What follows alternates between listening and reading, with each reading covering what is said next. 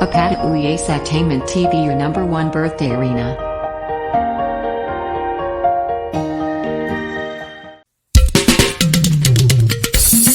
Happy birthday, Golden Ọláṣẹ́mi. Happy birthday, Golden Ọláṣẹ́mi.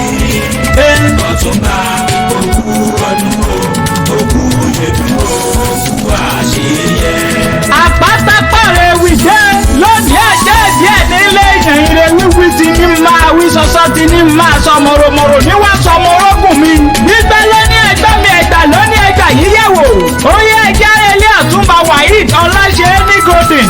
Ẹni rẹni tó níláárí tó pọ̀ tó kọjá àwítúwí tó kọjá àfẹnusọ ó níláárí ó kọjá àfẹnuròyìn. Bọ́m̀bẹ́lì ariwo lálẹ́ àṣọ ọ̀dẹ́kílẹ̀ pọ̀ kọ́dẹ̀dẹ̀ tẹrùtẹrù dúdú bíi kóró òsì. Olómi lára ọ̀nà ló wámúwámú ọkùnrin tọkùnrin oníwà ó pọ̀. Aláṣẹ àtolùdarí ilé-iṣẹ́ ńlá kan Afterwar House Nigeria Limited.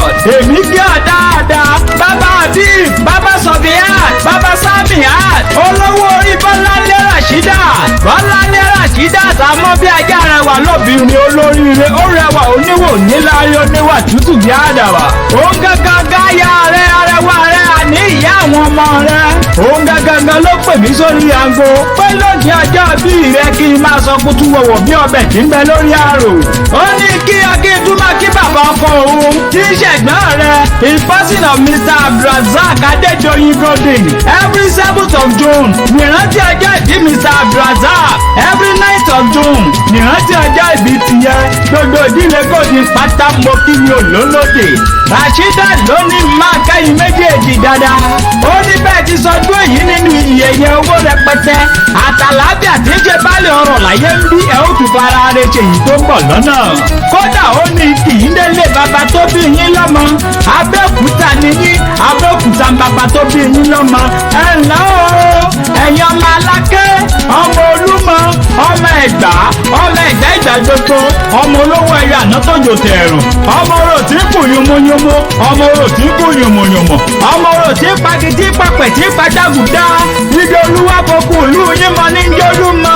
Ẹjẹ́ fi mọ níbẹ̀ ń ká wa tó lé bàbá tó bí yín lọ́mọ lọ. Ẹ̀yin lọ́mọ àbíyọ̀, ọmọ àbísẹ́nẹ̀rẹ̀, ọmọ àríyẹyẹ múyan, ọmọ àríṣẹ́gi palẹ̀ lẹ́kàn, ìkárẹ́bó kámẹ́ kásẹ̀gi, yàdé ọmọ àbíyaran. Ẹni kò bá jẹ́ yàdé bó bá yẹra jẹ́ olè lójà.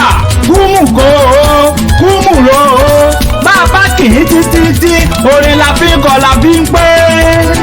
Yàdé rèé o, yàdé rèé o, yàdé rèé o.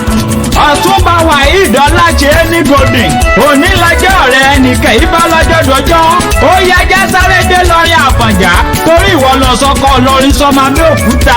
Ìlọrin Àfọ̀njá. Ìlú tó tóbi tó yìí tí ò léegun. Ẹ̀sìn eégún lé wọn. Àkọ́kọ́ lóró ọbẹ̀. Ìwọ lọ́kọ́ ọmọ ajífi kálámù dáwọ́ lẹ́kọ̀ọ́ àríṣe kandi. Ìwọ lọ́kọ́ ọmọ Sàrùmí dìkákàdì kúkú. Ọmọ Ajíbáyé, ọmọ ológun, ọmọ Sàrùmí, ọmọ Ògbóndòkò. Bọ́lálẹ̀ ìwọ ni mò ń kí lọ́wọ́lọ́wọ́. Gbogbo ọmọ Sàrùmí tí bá gbọ́ mi kẹ́ ẹ̀ máa sanwó bàbá yín ni. Bàbá kì í títí. Orin náà la fi kọ́ la fi wí pé. Ajíbáyé dìbò ṣe ń dì í. Sàrùmí dìbò ṣe ń dì í. Ajíbáyé dìbò ṣe ń dì í. Sàrùmí dìbò ṣe ń dì í. Ajíbáyé dé o. Sàrùmí dé o. Ajíbáyé dé o. Sàrùmí dé o. Ajíbáyé bàbá wa. Sàrùmí bàbá wa. Ajíbáyé bàbá wa. Sàrùmí bàbá wa. Ọlọ́jọ́ ìbí Ọ̀túnba Waheed. Orí rẹ̀ ò ní burú, orí rẹ̀ ò ní burú, orí rẹ̀ ò ní burú.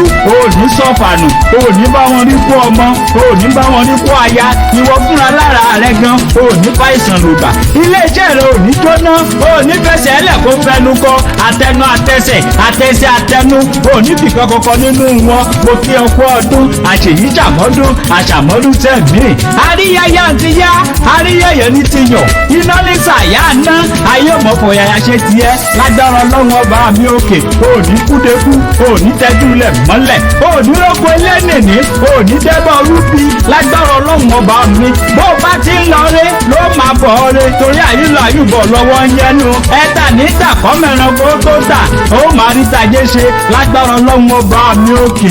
tó mo ti jíṣẹ́ tá a rán mi àpátẹ́wì gángan lè ní jẹ́ oríṣẹ́ tó padà sínú kókó òkè abẹ̀rẹ̀bọ̀jọ́ ṣe tó padà sínú sàárẹ̀ tó kọ́lé sí mo ṣe tán mo rè lè yèyé èèmẹ̀ ní lójúmọ́ ti mọ́ká gbogbo lẹ̀kílẹ̀.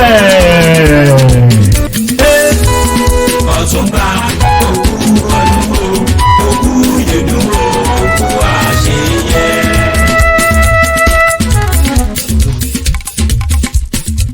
Thank you for watching our video and follow us on Instagram, Twitter and Facebook at Apata Ewi. Please don't forget to subscribe to our YouTube channel for more videos. We love you.